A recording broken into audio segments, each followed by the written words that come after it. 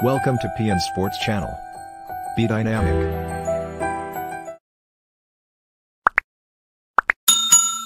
Hello everyone, very good morning to all of you. Once again, welcome back in the sports update। और आज शुरुआत करते हैं एक बार फिर ओलंपिक से रिलेटेड खबर से। और ये थोड़ी सी खबर जो है चिंताजनक जरूर है। अभी कुछ दिनों से जो है, क्योंकि पूरा विश्व जो है वो कोविड पैंडेमिक से गुजर रहा है, और 23 जुलाई से जो कि एक बड़ा अंतर्राष्ट्रीय लेवल का एक बड़ा सबसे बड़ा इवेंट अगर हम कहें स्पोर्ट्स इंडस्ट्री का, ओलंपिक इवेंट वो होने जा रहा था 23 जुलाई से टोक्यो में। लेकिन कुछ संकट के बादल जरूर छाते हुए दिखाई दे रहे हैं। और पिछले कुछ दिन पहले, एक दो दिन पहले आपने खबर सुनी होगी कि जो पहला एक कोविड जो है पॉजिटिव केस वहाँ पे खिलाड़ी के रूप में खेलगांव में जो कि टोक्यो में बनाया गया है उसमें मिला था। और आज जो है खबर ये है कि तीन खिलाड़ी जो हैं वो अलग अलग राष्ट्र के खिलाड़ी, दो खिलाड़ी मैं बता दूं आपको, साउथ अफ्रीका की फुटबॉल टीम से जो है वो संक्रमित पाए गए हैं। और साथ ही साथ अगर हम टोटल नंबर वहाँ पे देखें टोक्यो ओलंपिक से जुड़े लोगों का, चाहे वो आयोजन समिति की बात करें, चाहे वो खिलाड़ियों की बात करें, चाहे वो स्टाफ की बात करें, तो लगभग ये जो संख्या है वो संख्या 55 पहुँच गया है ये नंबर। और ये 55 जो है वो थोड़ा सा डराने वाले संकेत जरूर है। तो उम्मीद होगी कि आगे इस तरह के बादल जो हैं, जो संकट के बादल छाते हुए दिखाई दे रहे हैं, वो धीरे धीरे छटते जाएं।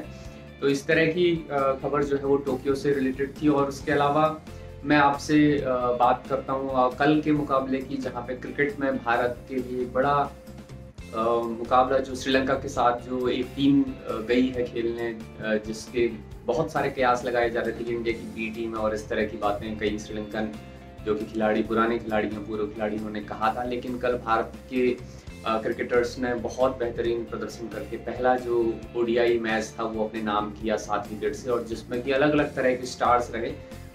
भारत जो है वो भारत की तरफ से अगर मैं कहूँ तो डेब्यू करने वाले ईशान किशन ने जो कि बहुत बेहतरीन एक अर्धशतक लगाया। उसके साथ साथ जो कि नए जो यंगस्टर्स हैं सारे के सारे, चाहे पृथ्वी शॉ हो, चाहे सूर्य कुमार यादव हो, सब ने जो है अपनी तरफ से बहुत बेहतरीन एक प्रदर्शन किया। और साथ ही साथ कप्तान के रूप में धवन का जो पहला मैच था उसमें भी धवन ने भी नाबाद जो है वो 80 रनों की पारी, लगभग 80 रनों से ऊपर की पारी जो है खेल के भारत को ये मैच जिताया 7 विकेट से। तो पहला ओडीआई जो है भारत जीत चुका है।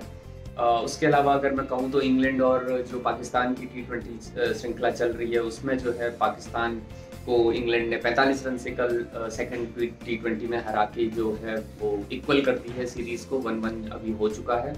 अब बढ़ते हैं हम अगली खबर की तरफ, जहाँ पे खबर तो नहीं कहूँगा, दी 100 एक जो इवेंट है, आपसे ये नॉलेज जो है साझा करना चाहता हूँ, ये इन्फॉर्मेशन साझा करना चाहता हूँ कि दी 100 अगर आप समझ पा रहे हो, क्रिकेट की दुनिया में एक नया फॉर्मेट जो है वो ECB जो कि इंग्लैंड क्रिकेट बोर्ड जो है वो स्टार्ट करने वाली है, जिसका की ऑर्गेनाइजेशन जो ऑर्गेनाइज करेगा वो इंग्लैंड क्रिकेट बोर्ड करेगा। और ये इंग्लैंड और वेल्स के जो मैचों की लोकेशंस में ये खेले जाने वाले हैं। तो यहाँ पे दी 100 का मतलब ये है कि 100 बॉलों का ये मैच खेला जाएगा, बिल्कुल शॉर्टर से भी शॉर्टर फॉर्मेट इसको कह सकते हैं, T20 से भी शॉर्टर फॉर्मेट। 120 गेंदों का T20 होता है, तो वहीं जो है वो 100 गेंदों में ये दी 100 क्रिकेट के स्टार्ट करने वाली हैं, जिसमें शुरुआत में जो है 6-8 टीमें खेलने वाली हैं। और कुल मिला के 100 गेंदों का मैच होगा, जिसमें कि एक जो बॉलर होगा वो 20 गेंदों से ज़्यादा नहीं कर सकता। और तमाम तरह के अलग अलग तरह के रूल्स इसमें बनाए गए हैं। बहुत इंटरेस्टिंग फॉर्मेट है। अभी तक भारतीय खिलाड़ियों को BCCI ने इस तरह की परमिशन नहीं दी है दी 100 में खेलने के लिए। लेकिन ये फॉर्मेट एक तरह से खास इसलिए भी हो जाता है क्योंकि पहला फॉर्मेट ऐसा है जिसमें कि मेल और फीमेल मतलब दोनों जेंडर्स जो हैं वो इक्वली पार्टिसिपेट करने वाले हैं, जहाँ पे कि 8 लोगों की एक टीम होगी और 15 का स्क्वाड होगा टोटल।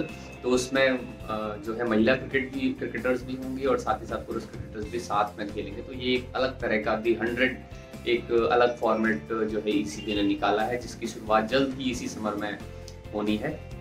मैं आपको ले चलता हूँ थोड़ा सा ओलंपिक की हिस्ट्री की तरफ और एक और इन्फॉर्मेशन आपसे साझा करता हूँ। और मैं आपको ले चलता हूँ आज क्योंकि आगामी 23 जुलाई से जो कि टोक्यो ओलंपिक स्टार्ट होने वाला है। और मैं आपको बता दूं कि जब ओलंपिक की शुरुआत हुई थी, अगर मैं आधुनिक ओलंपिक की बात करूं तो मॉडर्न ओलंपिक 1896 से स्टार्ट हुआ था। और मैं आपको लेके चल रहा हूं आज 1912 की, मतलब आज के 109 साल पीछे की जो ओलंपिक है, 1912 का जो ओलंपिक है उसमें मैं लेके जा रहा हूं, जो कि स्टॉकहोम ओलंपिक आपसे कहते हैं। और जहाँ पे कि स्वीडन की जो राजधानी है बेसिकली वो स्टॉकहोम है। और वहाँ पे 5वां ओलंपिक गेम आयोजित किया गया था और इसकी थोड़ा थोड़ा कुछ झलकियां मैं आपको बताता हूं, जो कि हो सकता है आपके आगामी परीक्षाओं में भी आपको कहीं ना कहीं मददगार होगा। तो मैं आपको बता दूं कि जब ये 1912 का स्टॉकहोम जो ओलंपिक खेला गया था, उसमें लगभग 2400 खिलाड़ियों ने 28 देशों का प्रतिनिधित्व किया था इसमें, और जिसमें 48 महिला एथलीट्स भी उस समय शामिल थी। साथ ही साथ मैं बताऊं कि वहाँ पे पहला ओलंपिक ऐसा था जिसमें कि पांचों महाद्वीप, जिसमें कि आप देखते होंगे कि ओलंपिक का जो एक तरह का जो आपने देखा होगा कि 5 तरह के अलग अलग रिंग्स के रूप में वहाँ पे उनका एक प्रतीक के रूप में ओलंपिक रिंग का प्रतीक है बेसिकली, जो कि 5 ओलंपिक के पार्टिसिपेशन को दिखाता है। तो पहली बार जो है पांचों कॉन्टिनेंट, पांचों महाद्वीप ने इसमें एक तरह से वो शामिल हुए थे। और मैं आपको एक और बात अगर बताऊं तो यहाँ पे पहला ओलंपिक ऐसा था जिसमें ट्रैक स्पर्धाओं की अगर हम बात करें तो ट्रैक के जो इवेंट्स होते हैं उसमें ऑटोमेटेड टाइम ट्रैकर मशीन और साथ ही साथ जो फोटो फिनिश जो है टेक्नोलॉजी का सबसे पहले यहाँ पे इसकी शुरुआत की गई थी। तो 1912 स्टॉकहोम ओलंपिक से ही आप ये समझिए कि फोटो फिनिश जो कि आज के दौर में भी चलता आ रहा है, तो इसकी शुरुआत वहाँ से हुई थी। और कई ऐसे इवेंट थे जो कि उसको पहली बार वहाँ पे शामिल किया गया था। जैसे मैं बता दूं आपको कि साइकिलिंग रोड रेस जो कि 320 किलोमीटर की होती थी, वो वहाँ पे पहली बार स्टार्ट की गई थी। और इतिहास की सबसे, अगर मैं कहूँ तो किसी भी रेस में सबसे लंबी दूरी की वो रेस हुई थी 320 किलोमीटर की। उसके अलावा इन खेलों में पहली बार जो है कला की स्पर्धाएं, महिलाओं की गोताखोरी से रिलेटेड और महिलाओं की तैराकी और सबसे इम्पोर्टेंट डेकाथलॉन और पेंटाथलॉन की भी जो है वो स्पर्धाएं यहीं से स्टार्ट कराई गई थी। तो ये एक इसीलिए ये बेहद खास ओलंपिक अपने आप में बन जाता है हिस्टोरिकल बैकग्राउंड को लेते हुए, जो कि आपको विभिन्न परीक्षाओं में हो सकता है कई बार पूछा जाए। और एक और चीज यहाँ से जुड़ती है कि पहली बार और एक ही बार ऐसा हुआ था जहाँ पे स्टॉकहोम ओलंपिक में आपको खिलाड़ियों को जो है स्वर्ण पदक के रूप में प्योर सोने से पदक जो बने होते थे उनको दिया गया था। और उसके बाद से जो है ये चीजें आप जो है जितने भी गोल्ड मेडल्स होते हैं उनमें सिर्फ जो है कोटेड लगाया जाता है, बाहर से सिर्फ उसकी परत लगाई जाती है सोने की।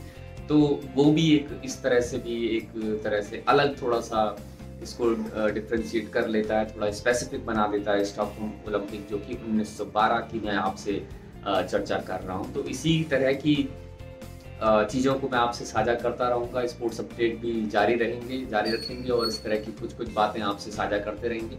उम्मीद है आपको ये सारी चीज़ें पसंद आ रही होंगी। तो आगे फिर आपसे जल्द ही मुलाकात होगी। बहुत बहुत धन्यवाद, बहुत बहुत शुक्रिया।